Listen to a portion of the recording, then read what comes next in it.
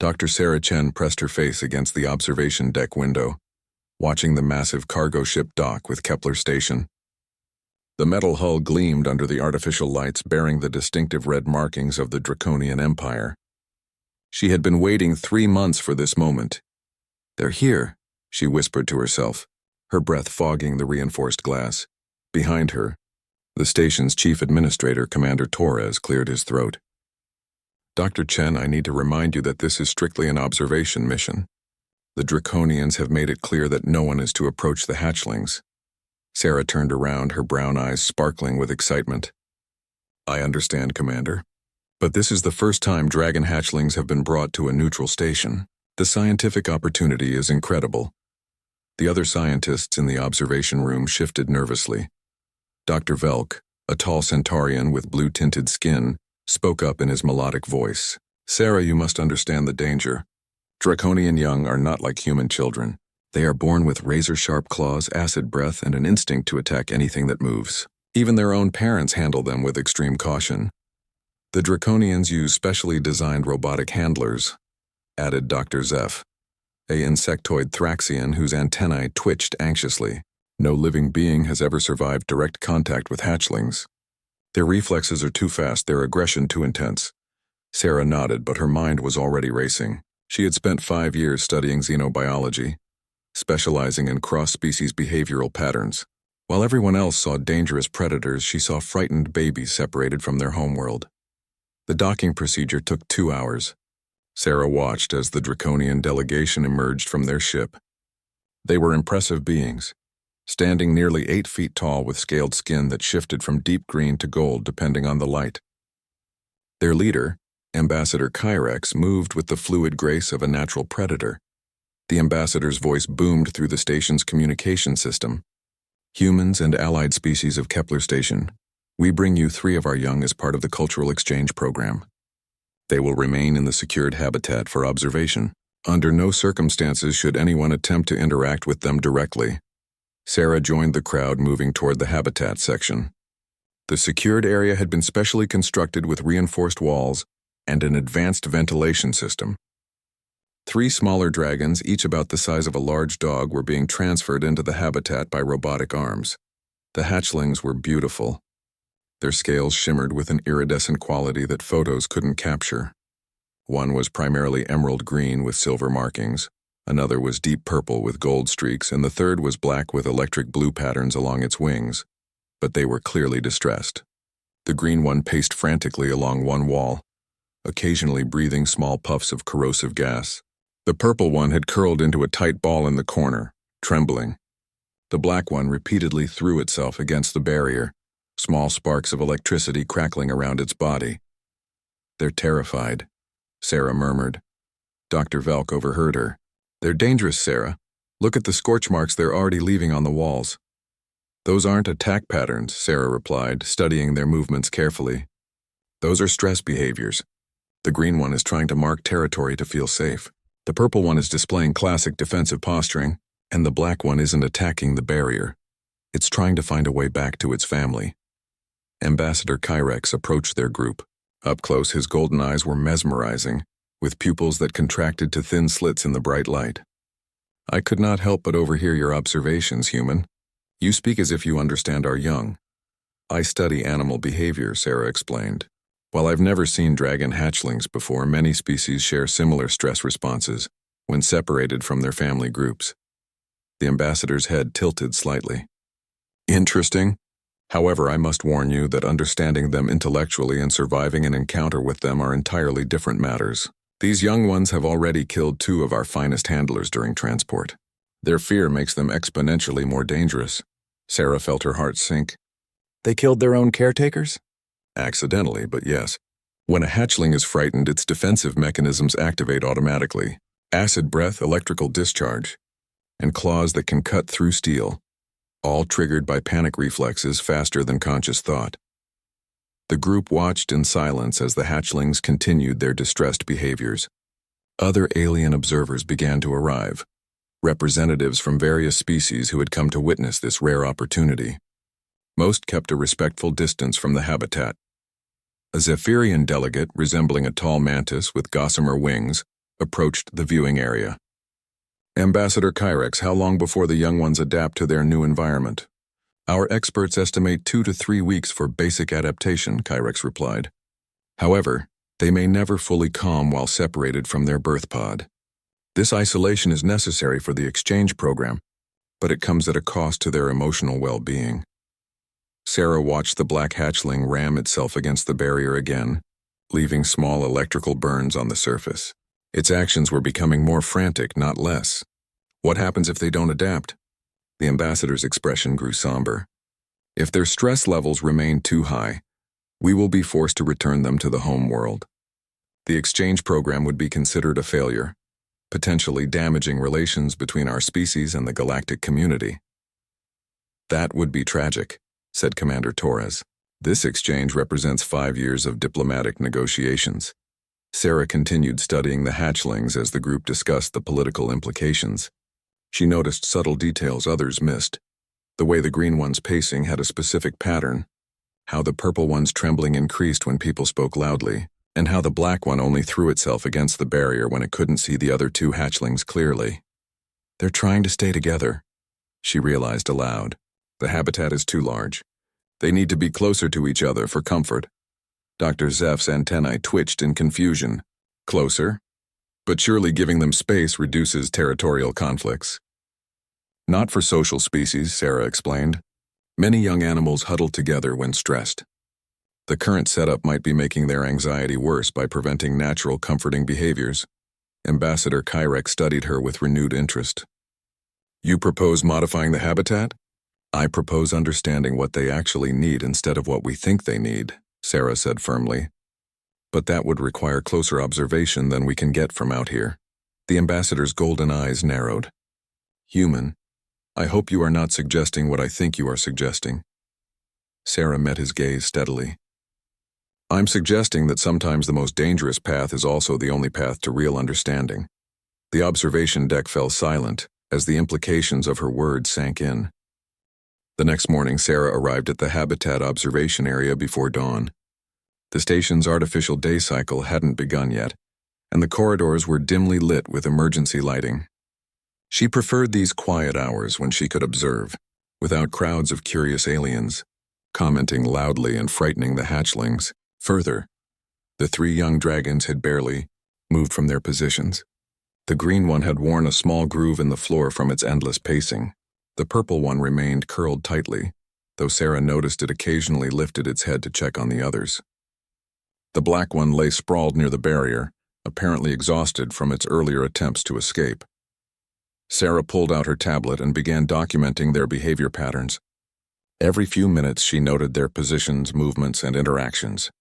After 2 hours of careful observation, she started to see what the others had missed. They're not random, she whispered to herself. The green one's pacing wasn't aimless. It was creating a perimeter around the other 2. The purple one's periodic head lifts coincided with any sound outside the habitat. The black one's apparent exhaustion was actually strategic positioning. It could launch itself at any threat to its companions within seconds. They were working together. Despite their individual distress, they maintained a coordinated defensive formation. Footsteps echoed down the corridor, and Sarah looked up to see Dr. Velk approaching with a steaming cup of Centaurian tea.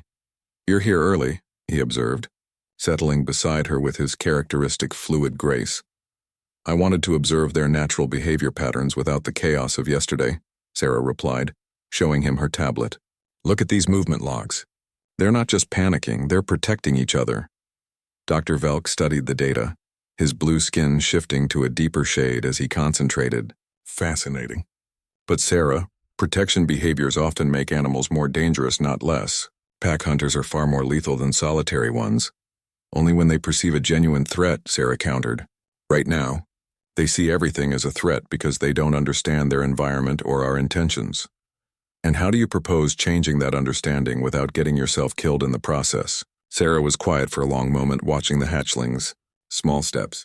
Gradual exposure. Building trust over time. Sarah, Dr. Velk's voice carried a warning tone. These are not Earth puppies. They're apex predators with reflexes honed by millions of years of evolution. Trust is a human concept that may not translate. Their conversation was interrupted by the arrival of Ambassador Kyrex, accompanied by two other Draconians. The larger of his companions wore ornate ceremonial armor, while the smaller one carried what appeared to be scientific equipment. "Dr. Chen," the ambassador acknowledged with a slight nod. "I see you share our concern for the young one's welfare. They're getting worse, aren't they?" Sarah asked directly. The ambassador's golden eyes flickered with what might have been surprise at her bluntness. "General Vorthak," he gestured to the armored Draconian, "believes we should terminate the exchange program today. The stress levels are approaching dangerous thresholds." General Vorthak stepped forward, his voice a deep rumble. "In my experience, prolonged stress in hatchlings leads to permanent psychological damage. Better to return them home now than risk creating unstable adults." "But this exchange program is crucial for interspecies relations," Sarah said. "Surely there must be something we can try first." The third Draconian, who had been quietly calibrating her equipment, spoke up. "I am Dr. Cythera, xenopsychologist. I have been monitoring their neural patterns." She activated a holographic display showing 3 brain scans. Their stress hormones are indeed reaching critical levels. However, I find Dr. Chen's observations about their coordinated behavior intriguing. "You've been monitoring their thoughts?" Sarah asked, fascinated.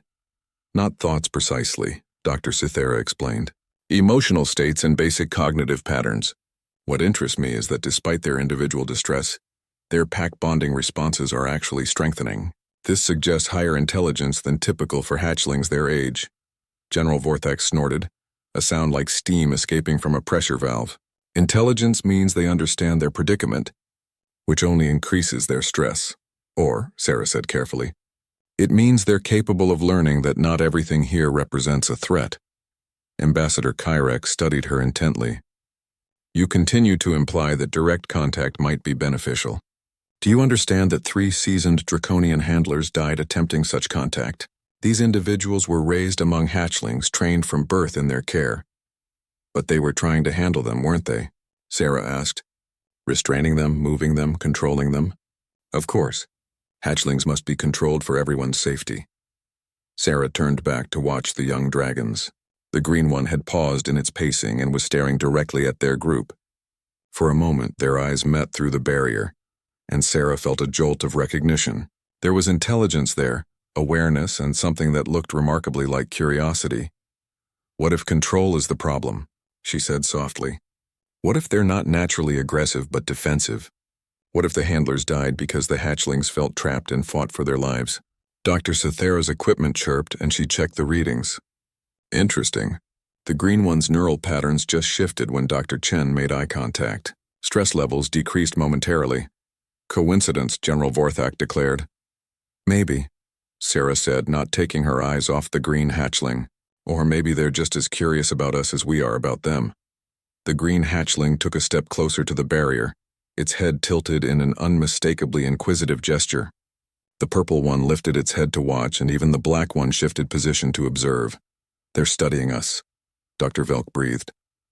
Ambassador Kyrex moved closer to the barrier, and immediately all 3 hatchlings tensed. The green one's mouth opened slightly, revealing rows of crystalline teeth, and small wisps of acidic vapor began to escape. The purple one uncurled, ready to spring, while the black one's scales began to crackle with electrical energy. "Fascinating," Dr. Cythera murmured, adjusting her equipment. "Their threat assessment is highly sophisticated. Dr. Chen registers as curious but non-threatening. The ambassador, despite being their own species, registers as a potential threat. Because I represent authority and control," Kyrex realized. "To them, I am associated with capture and confinement." Sarah had an idea forming. What if someone approached them who represented neither authority nor threat? Someone small, non-aggressive, and genuinely curious? "You're talking about yourself," Dr. Velk said flatly. "I'm talking about the possibility of communication rather than domination." General Vorthak's scales shifted to a darker hue, indicating anger. "Human, your species' tendency toward reckless empathy is well documented. Do not let it cloud your judgment here." "Maybe empathy is exactly what's needed," Sarah replied. "You said these hatchlings are more intelligent than typical for their age." "Intelligence responds to intelligence, not just force." Dr. Cythera studied her readings more intently. The hatchling's neural patterns shifted again during this conversation. They're not just listening to our words. They're responding to the emotional content. All the more reason to approach with extreme caution, Ambassador Kyrex said. If they truly understand our intentions, they may see any approach as either threat or prey behavior. Sarah watched the three young dragons, who had arranged themselves in a tight triangle, all facing the group of observers. Their eyes held an alertness that spoke of intelligence processing, evaluating, deciding, or, she said quietly, they might see it as an opportunity to finally communicate their needs. The green hatchling took another step forward, and this time its mouth closed and the acidic vapor stopped. It looked directly at Sarah and made a sound, not quite a chirp, not quite a purr, but something entirely new, something that sounded almost like a question. The sound the green hatchling made echoed in Sarah's mind for the rest of the day. She replayed it mentally while reviewing xenolinguistic databases, searching for any similar vocalizations in known species.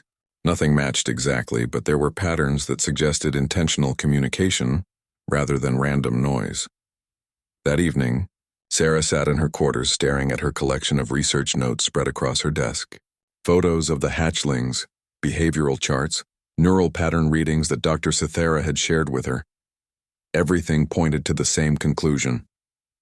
These weren't mindless predators. They were frightened children trying to understand their situation.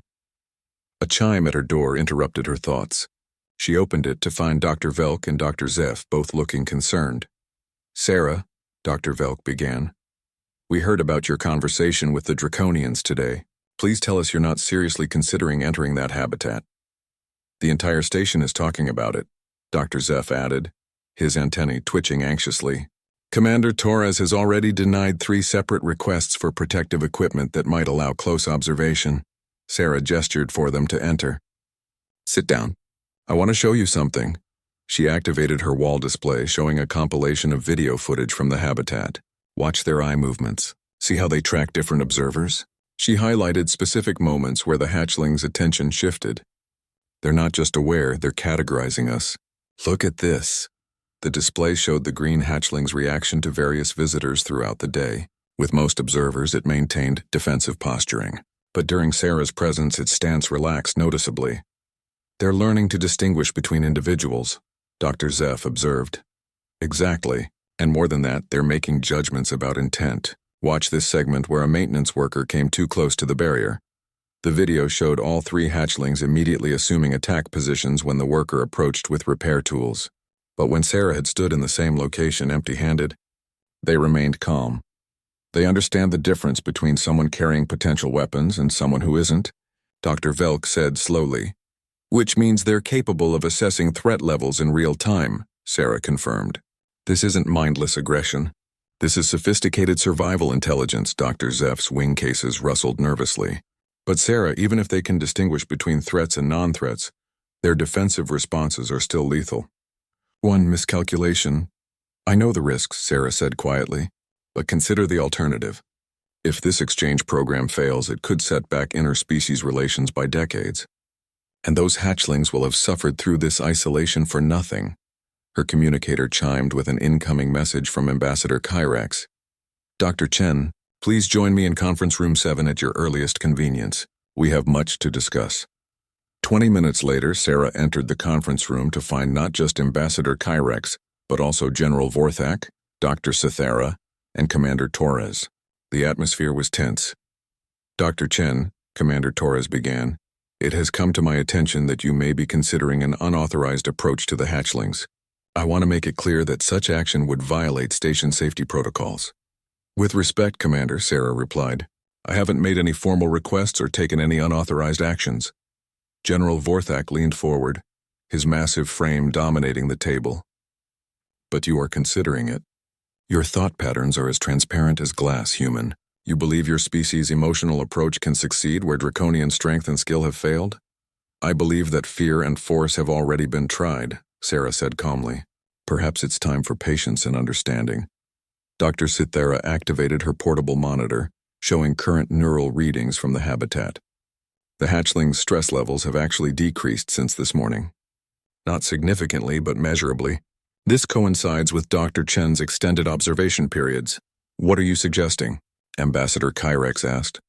I'm suggesting that their behavioral improvements correlate with non-threatening observation. They may be responding positively to what they perceive as genuine interest rather than clinical study. Commander Torres frowned. Even if that's true, we can't risk a civilian life based on speculation. What if it weren't speculation? Sarah asked. What if we could test their responses in a controlled way? She stood and moved to the room's display panel. The habitat has environmental controls, correct? Air circulation, lighting, temperature? Yes, General Vorthak replied suspiciously. What if I attempted communication through environmental changes first? Simple patterns, light variations, air current modifications, to see if they respond to intentional signals. Dr. Cethera's eyes brightened with interest. A form of non-contact communication testing. We could monitor their neural responses to determine if they recognize the patterns as intentional rather than random. Absolutely not, Commander Torres said firmly.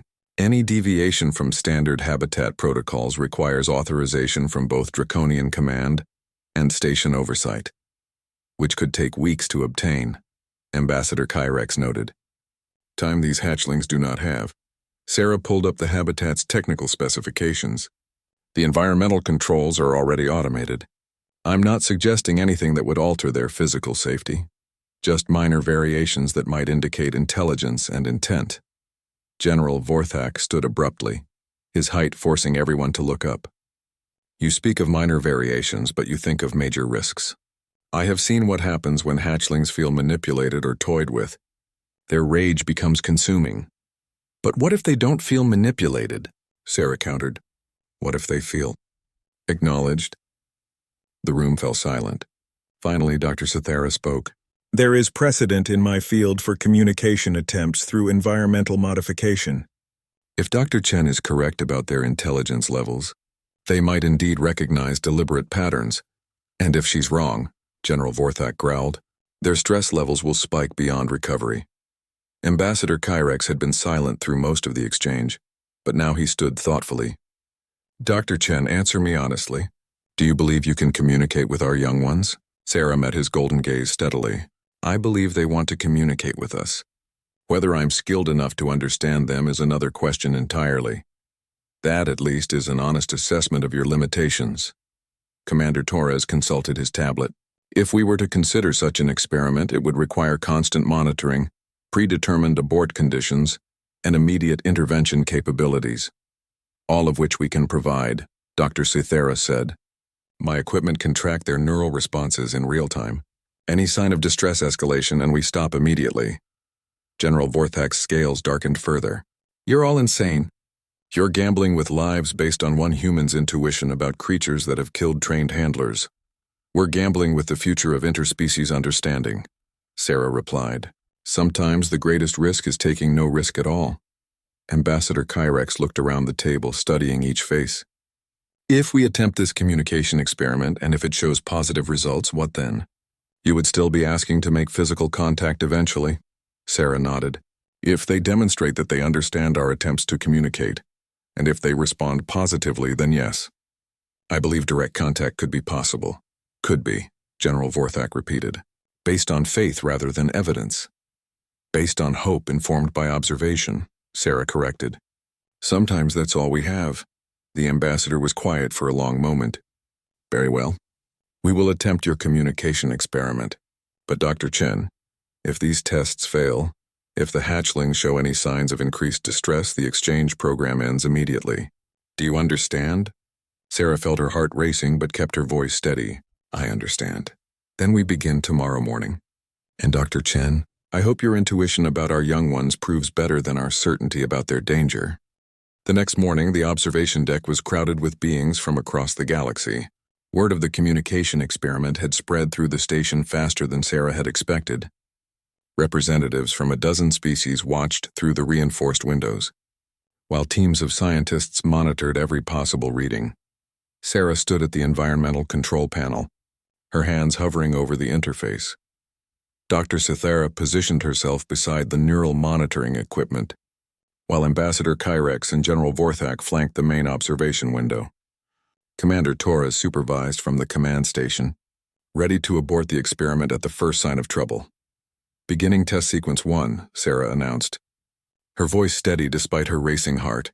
She started with the habitat's lighting system, dimming the overhead illumination to about half intensity. The three hatchlings immediately noticed the change, their heads turning upward in unison. After 30 seconds, Sarah restored normal lighting. Baseline response recorded, Dr. Sci-Fi reported. Elevated attention but no stress indicators. Sarah waited 2 minutes, then repeated the lighting change. This time the hatchlings' response was more subdued. They looked up, but didn't seem alarmed. They're recognizing it as a pattern rather than a random event, observed Dr. Velk. For the third repetition, Sarah added a variation. She dimmed the lights in a specific sequence. 3 short dims followed by 3 longer ones, then 3 short again. The green hatchling tilted its head, studying the lighting pattern. When Sarah repeated the sequence, the hatchling's mouth opened slightly, not in threat but as if testing its own voice. It made a soft sound. 3 short chirps, 3 longer ones, 3 short again. The observation deck erupted in excited murmurs from the gathered aliens. Sarah felt her heart skip a beat. Did it just... Commander Torres began. It recognized the pattern and attempted to replicate it, Dr. Cythera confirmed, her voice filled with amazement. Neural activity shows conscious mimicry rather than random vocalization. Sarah repeated the light sequence again. This time all 3 hatchlings joined in the vocal response, their sounds harmonizing in the same 3-3-3 pattern. General Vorthak's scales had shifted to a lighter shade, indicating surprise. In 3 centuries of draconian child-rearing, I have never witnessed hatchlings displaying such sophisticated pattern recognition. Because they've never had the opportunity, Sarah realized. They've always been handled, managed, controlled. No one's ever tried to communicate with them as equals. She moved to the next test, adjusting the air circulation system to create gentle, rhythmic currents through the habitat. The hatchlings felt the changes immediately, their wing membranes extending slightly to better sense the air movement. Sarah created a pattern. 5 seconds of increased flow, 3 seconds normal, 5 seconds increased, 3 seconds normal.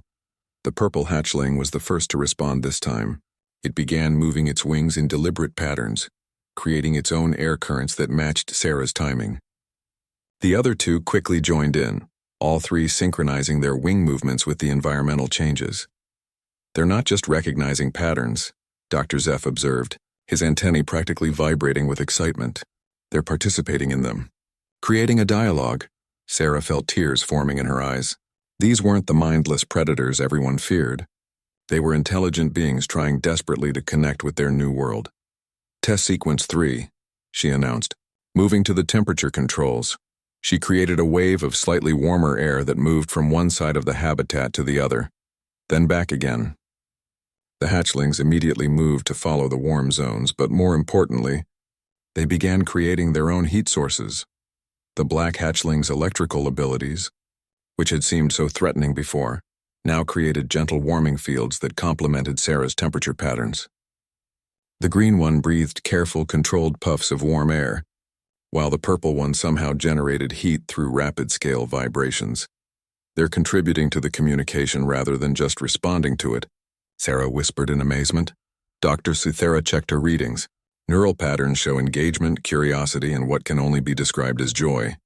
Their stress levels have dropped to the lowest point since arrival. Ambassador Kyrex stepped closer to the window. The hatchlings noticed his approach, but instead of defensive posturing, they seemed to be inviting him into their pattern play. The green one looked directly at him and repeated the 3-3-3 chirp sequence they had learned earlier. They're trying to include you, Sarah told him. The ambassador's golden eyes widened. Impossible. Hatchlings do not engage with authority figures. Maybe they don't see you as an authority figure anymore, Sarah suggested. Maybe they see you as part of their communication network. She stepped away from the environmental controls. I think it's time for the next phase. Sarah, Dr. Velk said urgently. What are you planning? Direct visual contact. No barriers. No environmental manipulation, just presence. Commander Torres stood up sharply. Absolutely not. The experiment was limited to environmental interaction. The experiment proved they want to communicate, Sarah replied. But true communication requires trust, and trust requires vulnerability. General Vorthak moved to block her path. Human, you have succeeded beyond our wildest expectations. Do not destroy that success with reckless endangerment. It's not reckless if they've already shown they understand the difference between threat and friendship. Sarah looked around the room at all the alien faces watching her. Some showed fear, others curiosity, but all showed investment in what happened next. They've been patient with our tests, she continued. They've shown intelligence, adaptability, and a genuine desire to connect. But they're still trapped behind barriers, still treated as specimens rather than individuals. She moved toward the habitat's secondary entrance, a smaller portal typically used for maintenance access. If we truly believe they're intelligent, then we have to trust that intelligence. Dr. Cythera checked her equipment one more time. Their neural patterns are still positive. No stress escalation. If anything, they seem anticipatory. Sarah, Ambassador Kyrex called out, if you proceed with this course of action, you do so against the formal advice of both human and draconian authorities. Sarah paused at the entrance controls. I understand. You also do so with the hopes and prayers of every being who believes that understanding is stronger than fear. She looked back at him in surprise. Dr. Cythera, and I have been analyzing the neural patterns more deeply, the ambassador explained. These hatchlings are not just intelligent, they're empathic. They respond to emotional intent as much as to actions. Your genuine care for their well-being has been the key factor in their positive responses. Sarah felt a surge of confidence mixed with terror. Then let's see if empathy can bridge the gap between species. She began the unlock sequence for the secondary entrance. Behind the barrier, all three hatchlings had gathered near the portal, watching her with bright, intelligent eyes. The green one made another sound, not the pattern they had learned, but something new. Something that sounded remarkably like a greeting. Neural patterns confirm it, Dr. Cythera announced. That vocalization carried emotional markers consistent with welcoming behavior. Sarah's finger hovered over the final unlock control. Once she pressed it, there would be no barriers between her and three young dragons who could kill her in seconds. But looking into their eyes, she saw curiosity, intelligence, and something that looked very much like hope. She pressed the control, and the secondary entrance began to cycle open. The secondary entrance completed its cycle with a soft hiss. Sarah stood in the doorway, separated from the three hatchlings by nothing but a few meters of open space.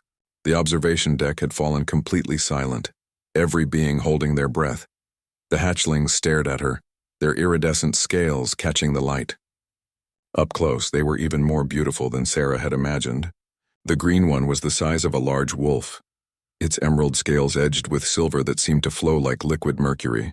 The purple one had gold veins running through its deeper coloration, creating patterns that suggested complex neural pathways.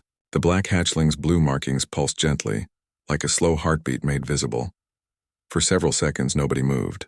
Sarah could hear her own heartbeat thundering in her ears, could feel the weight of dozens of alien eyes watching her every breath.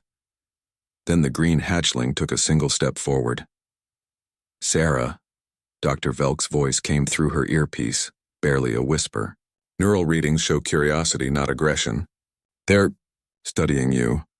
The green hatchling tilted its head, examining Sarah with obvious intelligence. Its golden eyes, so similar to Ambassador Kyrex's, focused on her face, then her hands, then back to her face. It made the soft greeting sound again, a questioning trill that seemed to ask, Are you safe? Are you friend? Sarah slowly lowered herself to a crouch, making herself smaller and less threatening. The movement caused all three hatchlings to tense slightly, but they didn't retreat. Hello, she said softly, her voice carrying clearly in the quiet habitat. I'm Sarah. I've been watching you, and I think you've been watching me too. The purple hatchling uncurled from its defensive position and moved to flank the green one. Its approach was cautious but deliberate. Sarah noticed that it positioned itself to protect the black hatchling, which seemed to be the youngest and most nervous of the three. Sarah, Dr. Cythera's voice came through the earpiece. Try the pattern vocalization you established. See if they remember.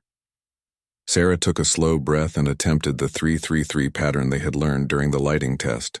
Her human voice couldn't replicate their musical tones exactly, but she did her best. Short, short, short, long, long, long, short, short, short. All three hatchlings immediately perked up, their head crests rising in what Sarah was beginning to recognize as excitement. The green one responded with the same pattern, but added something new at the end, a questioning upturn that seemed to invite response. Sarah tried to match the addition, though her attempt was clumsy. The hatchlings exchanged glances with each other, and she could swear she saw amusement in their expressions. Are they laughing at me? She whispered. Neural patterns suggest positive engagement, Dr. Cythera confirmed, possibly what we might interpret as gentle humor. They find your attempts endearing rather than threatening.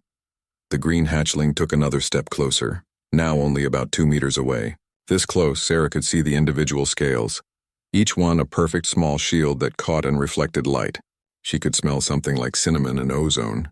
Not unpleasant, but definitely alien. Very slowly, Sarah extended her hand, palm up, in what she hoped would be recognized as a peaceful gesture. The green hatchling studied her hand intently. It leaned forward, and Sarah felt her heart rate spike as she saw those crystalline teeth up close. But instead of biting, the hatchling simply breathed on her palm. The breath was warm and carried that cinnamon scent more strongly. It's scent testing me, Sarah realized. Like a dog getting to know someone new. The purple hatchling moved closer and repeated the process, adding its own scent profile to the mix. This one carried hints of lavender and something metallic. The black hatchling remained back but stretched its neck forward, clearly wanting to participate but still nervous. Come on, little one, Sarah cooed gently. I won't hurt you. She made the 333 pattern again, directing it specifically toward the black hatchling. Its blue markings pulsed brighter, and slowly, carefully it approached. The black hatchling's scent was different again, like rain and electricity, with an underlying sweetness. As it breathed on her hand, Sarah felt a very mild electrical tingle, like static electricity but somehow more controlled. They're learning my scent, she reported quietly, building a recognition profile. On the observation deck, she could see Ambassador Kyrex pressed against the window, his expression unreadable. General Vorthak stood rigid, clearly ready to intervene at the first sign of aggression. But Dr. Cythera was practically dancing with excitement as she monitored her equipment. The green hatchling made a new sound, a complex series of musical notes that seemed to convey meaning Sarah couldn't quite grasp. But the other 2 hatchlings responded immediately, moving to form a loose circle around her. Sarah, Commander Torres's voice crackled through the earpiece. They're surrounding you. Recommend immediate withdrawal. No, Sarah said firmly, though her voice was barely above a whisper. They're not threatening me. They're, including me. The realization hit her as she watched their formation. They had arranged themselves in the same protective pattern they used with each other. But now she was at the center instead of the edge. They've accepted me into their family. Group, she breathed in amazement. The purple hatchling began the wing pattern movement they had learned during the air circulation test. The others quickly joined in, and Sarah found herself in the center of a gentle whirlwind of coordinated wing beats. The air currents they created were warm and soothing, carrying their scents in complex layers.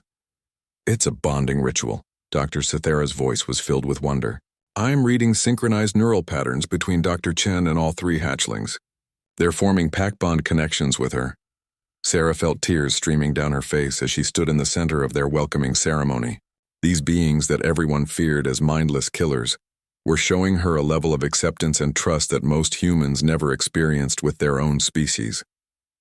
The green hatchling stepped closer, well within the range where it could have killed her instantly with claw or breath.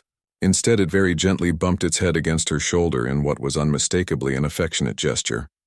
Sarah raised her hand slowly, telegraphing her movement clearly, and lightly touched the scales on the hatchling's neck. They were warm and smooth, like polished stone heated by sunlight. The hatchling leaned into the touch, a deep purring sound emanating from its chest. Contact achieved, she whispered. They're wonderful. The purple hatchling moved to her other side, also seeking contact. Soon Sarah had both hands gently stroking scaled necks, while the black hatchling brushed against her legs, its electrical field creating a warm, tingly sensation through her clothing. Neural readings are off the charts, Dr. Cythera announced. The hatchlings are experiencing what can only be described as pure contentment. Their stress levels have dropped to baseline normal for the first time since arrival. On the observation deck, Alien beings from across the galaxy watched in stunned silence as a lone human stood surrounded by 3 young dragons, all of them clearly at peace with each other. Ambassador Kyrex's voice came over the intercom, carrying an emotion Sarah had never heard from him before. Dr. Chen, you have accomplished something that my people believed impossible. You have shown our young ones that the universe contains kindness as well as danger. Sarah looked up at the observation window, meeting the ambassador's golden gaze. They were never the problem, she said. Fear was the problem. They just needed someone to see them as individuals instead of threats. The green hatchling made another complex sound, and this time Sarah thought she detected something like words in the musical notes. It was trying to learn her language just as she was trying to learn theirs, I think, she said softly. This is just the beginning. 3 hours later, Sarah remained in the habitat with the hatchlings, though the dynamics had changed dramatically. What had begun as a cautious first contact had evolved into something resembling a language lesson, with beings from both sides of the barrier participating. The green hatchling, whom Sarah had begun calling Emerald, seemed to have appointed itself as the primary translator. It had developed a sophisticated system of combining vocalizations with specific scale color changes and wing positions to convey meaning. When Sarah struggled to understand a particular concept, Emerald would patiently repeat the sequence with variations until she grasped it. The purple one, Ruby, had revealed an artistic nature. It had begun using its electrical abilities to create light patterns in the air, drawing symbols and images that clearly represented different ideas. When Sarah pointed to herself and said human, Ruby created a pattern of warm golden sparks that pulsed gently. When she pointed to them and said dragon, Ruby's pattern shifted to multiple colors swirling together in harmony. The black hatchling, Onyx, was the most tactile of the 3. It had discovered that it could modulate its electrical field to create different sensations, warm and soothing for comfort, cool and tingly for excitement, or rapidly pulsing for urgency. Sarah found herself understanding Onyx's moods and intentions through touch as much as sight or sound. Sarah, Dr. Cythera's voice came through her earpiece. We need to show the ambassador what they've taught you. Can you demonstrate the communication methods you've learned? Sarah looked up at the observation window, where an even larger crowd had gathered. News of the successful contact had spread throughout the station, and representatives from dozens of species had come to witness this historic moment. Emerald, she said. Using the soft trill she had learned indicated the green hatchling's attention call. Can you show the others how we talk? Emerald's crest rose in what Sarah now recognized as enthusiasm. It moved to face the observation window and began a complex display. Its scales shifted through a spectrum of colors while it vocalized in musical patterns. Ruby and Onyx joined in, creating a synchronized presentation that was both beautiful and clearly communicative. They're explaining their communication system to the observers, Sarah translated, though she could only catch fragments of the meaning. They're showing how colors represent emotions, sounds represent concepts, and positioning represents relationships between ideas. Ambassador Kyrex activated the intercom. Dr. Chen, can you ask them about their needs? What would make them more comfortable here? Sarah attempted to convey the question using the limited vocabulary she had learned. Emerald seemed to understand and began an animated response, occasionally looking to Ruby and Onyx for confirmation.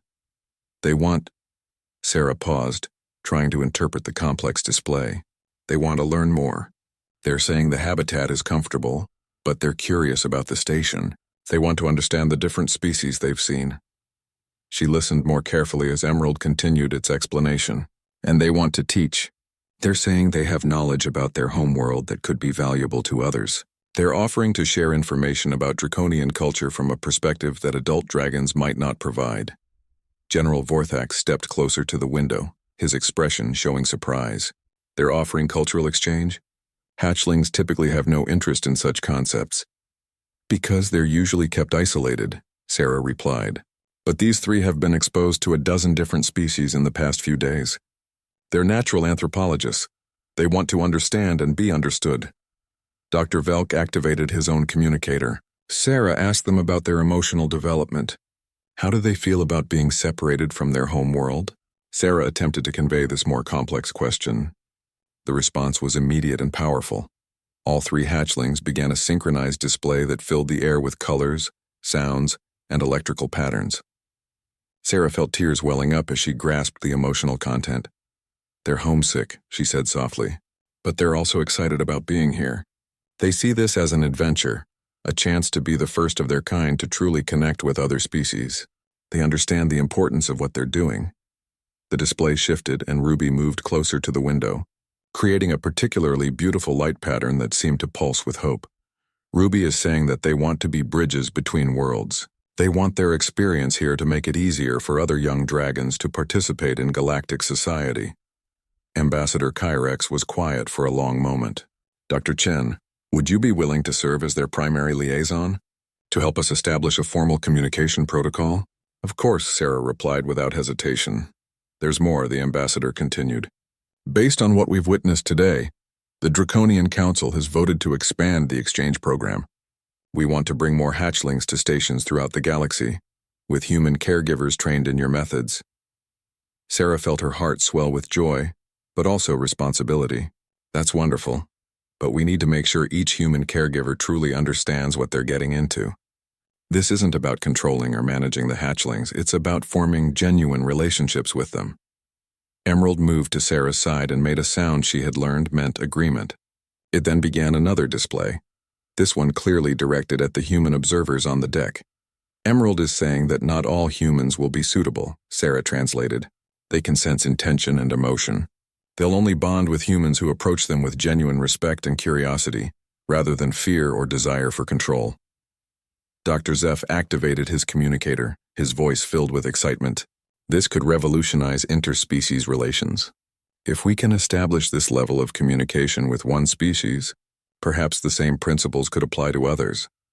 The three hatchlings seemed to understand the implications of their conversation, even if they couldn't follow every word. They moved together to form a group display, their combined colors, sounds, and electrical patterns creating something that was unmistakably a statement of hope and determination. "They're saying they want to be part of something bigger," Sarah interpreted, her voice filled with wonder. "They want to help create a galaxy where young beings from all species can grow up understanding each other instead of fearing each other." Commander Torres stepped forward. "Dr. Chen, I'm authorizing the modification of the habitat to allow for regular interaction sessions. We're also establishing a new position, Chief Xenological Communications Specialist. The job is yours if you want it." Sarah looked around at the three young dragons who had become her friends and teachers in the space of a few hours. Emerald nuzzled her hand encouragingly, while Ruby created a pattern of warm golden light around them all. Onyx's electrical field pulsed with what she had learned was the frequency of contentment. "I want it," she said firmly, "but only if we do this right. These aren't subjects to be studied. They're individuals with their own hopes, dreams, and desires. Any program we develop must respect that." Ambassador Kyrex's voice carried warmth and respect. "Dr. Chen, I believe you have taught us all something important today. Strength is not always about force or control. Sometimes the greatest strength is in opening your heart to another being and trusting them to do the same." Emerald began a new sound, something Sarah hadn't heard before. It was complex and beautiful, with harmonies that seemed to capture all the emotions of the day. Ruby and Onyx joined in, their voices blending with their siblings in perfect unity. "They're singing," Sarah whispered. "They're singing about today, about connection, about hope for the future." As the three young dragons sang their song of joy and possibility, beings from across the galaxy listened in wonder. In one small habitat on a space station far from any homeworld, three children had shown the universe that understanding was always possible when approached with patience, respect, and an open heart. The song continued, growing more complex and beautiful with each passing moment, and Sarah knew that this was indeed just the beginning of something wonderful. 6 months later, Sarah stood in the observation deck of the newly constructed Interspecies Youth Communications Center, watching a scene that would have been unimaginable a year ago. Below in the expanded habitat areas, 12 young beings from 6 different species played, learned, and communicated together. Emerald, Ruby, and Onyx had become the senior residents, helping to welcome and integrate newcomers. The 3 dragons had grown considerably, but their gentle nature had only become more pronounced with maturity. They now served as unofficial ambassadors, teaching newly arrived hatchlings from their own species how to communicate with other beings. In the main play area, a young Thraxian larva was showing a recently arrived dragon hatchling how to weave patterns with silk while Emerald translated between them. The dragon was using its electrical abilities to add luminescent highlights to the silk patterns, creating art that neither species could produce alone. Two Centaurian children floated in a specialized water feature, their amphibious nature allowing them to teach swimming techniques to a young human boy whose parents had volunteered for the program. Ruby supervised from nearby, using its light patterns to create underwater displays that helped the children communicate when words weren't enough. In the quiet learning area, Onyx worked patiently with a young Zephyrian whose gossamer wings were still developing. The dragon's gentle electrical field was helping the insectoid child strengthen its wing muscles through targeted stimulation, while the Zephyrian taught Onyx about air current manipulation. The monthly progress reports continue to exceed all expectations, Dr. Cythera said, approaching Sarah with a tablet full of data. Cross-species empathy development is up 400% compared to traditional single-species education programs. Problem-solving skills show similar improvements when children work in mixed groups. Sarah nodded, watching as Emerald noticed a new arrival being led into the habitat. A small furry creature with large eyes and 6 limbs clung nervously to its handler, the first young Khoranian to participate in the program. How do you think they'll adapt? Sarah asked. If Emerald's track record is any indication, they'll be fast friends within the hour. Sarah watched as Emerald approached the newcomer slowly, using all the lessons it had learned about first contact. The dragon settled down to make itself smaller and less intimidating, then began the same 3-3-3 pattern that had been the foundation of all communication in the program. The young Khoranian's ears perked up at the sound. Cautiously, it attempted to mimic the pattern with its own voice, a squeaky musical attempt that made several of the other children turn to listen. Within minutes, a small crowd had gathered around the newcomer, each species contributing their own version of the welcome pattern. Every time I see this, it amazes me, said Commander Torres, joining them at the observation window. He had become one of the program's strongest supporters, especially after his own daughter had applied to participate. My 10-year-old comes home from sessions here speaking fragments of 6 different languages and drawing art inspired by 4 different planets. It's not just language acquisition, Dr. Velk added. Reviewing behavioral reports, the children show increased cognitive flexibility, improved emotional regulation, and enhanced creative thinking. They're literally growing better brains through cross-species interaction. Sarah's attention was caught by a commotion in the learning area. A young human boy was crying, overwhelmed by the sensory complexity of interacting with so many different beings. Without being asked, Ruby and Onyx immediately responded. Ruby created a gentle dome of soft blue-green light around the child, filtering out the overwhelming visual stimuli. Onyx settled beside him, modulating its electrical field to match human brain patterns associated with calm and comfort. Within moments, the boy's tears stopped and he leaned against Onyx's warm scales. They've become natural therapists, Sarah observed. They instinctively know how to help other beings feel safe and calm. Ambassador Kyrex approached their group, his expression radiating pride. Dr. Chen, I bring excellent news from the Draconian Council. The homeworld has voted to establish 5 more communication centers across the galaxy, each to be staffed with dragons trained in the methods developed here. That's wonderful, Sarah replied, but I hope they understand that each center needs to develop its own culture. What works here might not work exactly the same way elsewhere. Which is why they're requesting your expertise in training the human liaisons for each center. The ambassador continued. You would travel to each location, help establish protocols and train local staff in cross-species communication methods. Sarah felt a mix of excitement and apprehension. That would mean leaving this program for extended periods. Not leaving. Emerald's voice came through the habitat's communication system. The dragons had learned to use the station's technology to communicate with the observation areas. Teaching, sharing what we learned together. Sarah looked down to see Emerald at the habitat's main communication console, its claws carefully manipulating the controls they had modified for dragon use. We want other children to have what we have, Ruby's voice added, its translation slightly more musical than Emerald's. We want them to know they are not alone in the universe. Besides, Onyx chimed in with typical humor, someone needs to make sure the humans don't mess it up again. The observation deck erupted in laughter. Even after months of working together, the dragon's wit and personality continued to surprise the adults. Dr. Zeph activated the return communication system.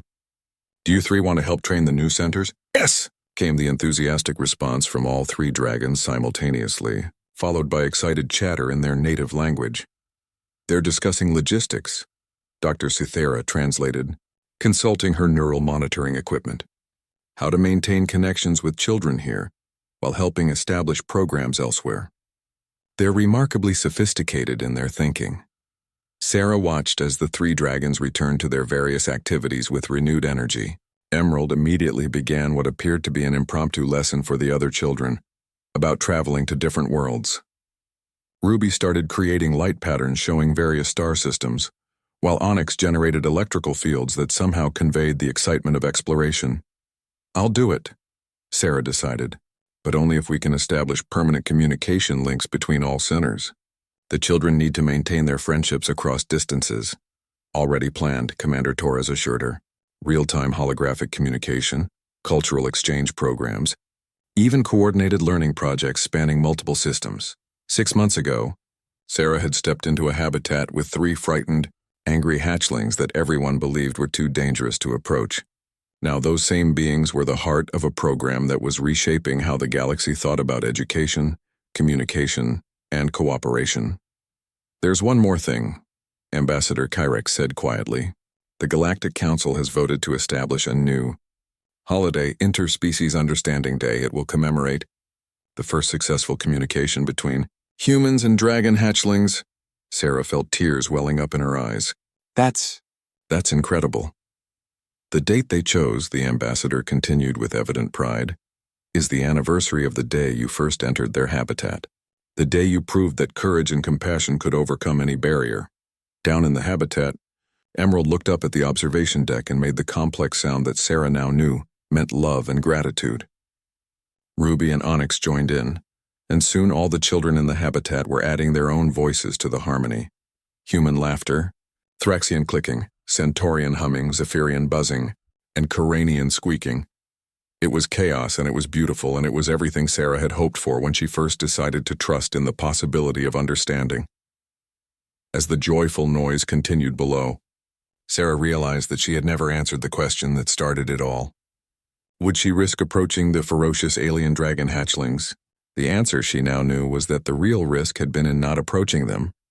The real danger had been in letting fear prevent connection, in allowing assumptions to replace understanding. Looking down at the impossible scene of galactic children playing together in perfect harmony, Sarah smiled. Sometimes the bravest thing you could do was open your heart and trust that others would do the same. And sometimes that trust created miracles.